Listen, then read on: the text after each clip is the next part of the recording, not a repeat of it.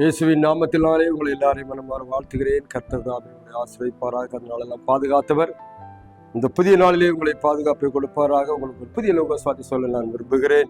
சங்கீதத்தின் புத்தகம் 141 அதிகாரத்தின் கடைசி வசனத்துல கடைசி வார்த்தை சொல்லுகிறது,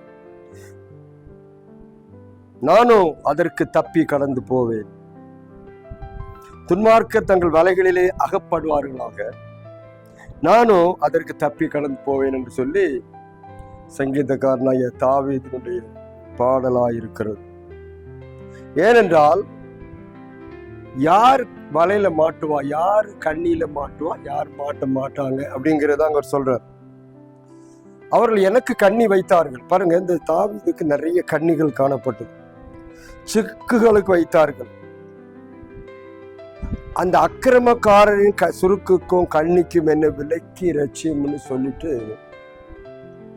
துன்மார்க்கர் எல்லாரும் என்ன செய்வார்கள், அம்மாயில மாட்டிக்குவாங்க, அகப்படுவார்கள். நானும் அதற்கு தப்பி கடந்து போவேன்.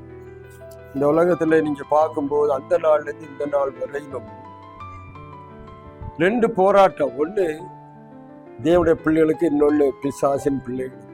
ஒன்று இருட்டுக்கும் இன்னொன்று வெளிச்சத்துக்கும் உள்ள போராட்டத்தை தான் பார்க்கணும்.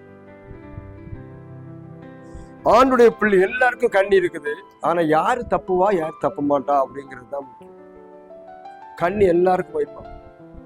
இயேசு சொல்லும்போது சொல்ல, உலகத்துல உங்களுக்கு உபத்திரம் உண்டு, ஆனாலும் தெரிஞ்சுக்கொள்ளாலும் உலகத்தை ஜெயிச்சிட்டார், அப்ப நீங்களும் ஜெயிப்பீங்க அப்படிங்கிறது அப்படி சொல்றாரு. தாவீதுக்கு எத்தனையோ கண்ணிகள் வைக்கப்பட்டது, எத்தனையோ பிரச்சனை. ஒதுக்கப்பட்டவன், அலட்சியம் பண்ணப்பட்டவன், வீடுகள் வேண்டாம் என்று சொல்லி நினைக்கப்பட்டவன், மறக்கப்பட்டவன். அது மாத்திரமல்ல, அவனை ராஜாவாக அபிஷேகம் பண்ண போது அவனுக்கு விரோதமாக எழும்பின கூட்டங்கள். ஏற்கனவே இருந்த சவுல் ராஜா அவனை துரத்துவதும், அவனை பிடிப்பதும், அவனை கொல்லதுக்கு திட்டம் போடுவதும், அவனுக்கு காடு காடா அவனை சுற்றி அவனை துரத்துவதுமான காரியங்கள் எல்லாம் பார்க்கிறோம். அதான் சொல், நானும் பாருங்க, எனக்கு கண்ணி நிறைய வச்சிருக்காங்க, ஆனா நான் என்ன செய்ய மாட்டேன், அதற்கு தப்பி கடந்து போவேன் என்று விசுவாசத்தோடு சொல்றான். ஆண்டுடைய பிள்ளைகள் தப்பிடுவார், கடந்து போவார், வரப்போற பிரச்சனைகளுக்கு தப்புவார்கள். உங்களுக்கும் குடும்பத்திற்கு எல்லாருக்கும் பிரச்சனைகள் காணப்படுகிறது. இதுல நான் எப்படி கடந்து போவேன் அப்படிங்கிறது எனக்கு தெரியல அப்படின்னு சொல்லுவான். இந்த பிரச்சனை எப்படி சமாளிப்பேன் என்று தெரியல. எப்பக்கமும் நெருக்கம். அப்போ நம்ம சொல்ற எப்பக்கமும் நெருக்கம். ஒருளுக்கு ஒரு பக்கம் தான் அடி, மத்த ஆளுக்கு 2 பக்கம் அடி. ஆனா ஆண்டுடைய பிள்ளைகளுக்கோ எப்பக்கமும் அடி. எல்லா பக்கத்திலிருந்தும் அம்புகள் வரும். எந்த அம்பு என்ன செய்யும் தெரியாது. ஆனா நானும் கடந்து போவேன். இந்த கண்ணி, இந்த அம்புகள் எல்லாம் நான் பயப்பட மாட்டேன். ஏன்னா அவனுக்கு ஒரே ஒரு நம்பிக்கை, ஆண்டவர் அவனோடு இருக்கிறாருங்க. அப்படி எல்லா இடுக்களிலிருந்து அவனை விடுதலாக்குவான். நீதிமானுக்கு வர திரும்ப அநேகமா இருக்கும். அவன் எல்லாவற்றும் அவனை விடுவிப்பான் போட்டு. ஆபத்து வரும்போது அவனை சூழ பாளையம் இறக்கி விடுவிப்பான் போட்டு. அப்புறம் ஒரு பெரிய தைரியத்தோடு அவன் சொல்ற வார்த்தை, நானும் அதற்கு தப்பி கடந்து போவேன். அப்ப யார் மாட்டுவா, யார் மாட்ட மாட்டான்? பிரச்சனை வரும்போது மாட்டிக்கொள்கிறவன் யார் அப்படின்னா, ஆண்டவர் பற்றி தெரியாதவன், அறியாதவன், புரியாதவன், நம்பாதவன். அவனுக்கு பிரச்சனை வருமா, ஆனா யாருக்கு வராது. நானோ என்று சொன்னான், கர்த்தரை நம்புற நானோ என்று சொல்லி தைரியமா சொல்றான். இந்த கால வேளையில அருமையானவர்களே, நீங்கள் என்ன சொல்ல முடியும்? நானோ அப்படின்னா யாரு? கர்த்தரையே நம்பி கொண்டிருக்கிறவன். ஆடுகள் மேய்த்து கொண்டிருக்கும் பொழுது யாருமே கிடையாது. காடு, இந்த காட்டுல சிங்கம், கரடி எல்லாம் வரும். இதுகளெல்லாம் காப்பாற்றி அவன் கையில இருந்து காப்பாற்றி ஆடுகளை மீட்கணும். இல்லைன்னா எல்லா ஆட்டையும் அடிச்சுட்டு போயிடும். அவன் என்ன செஞ்சிருப்பான் சற்று யோசனை பண்ணிப்பார். அவனுக்கு யார் துணையா இருந்திருப்பார்கள்?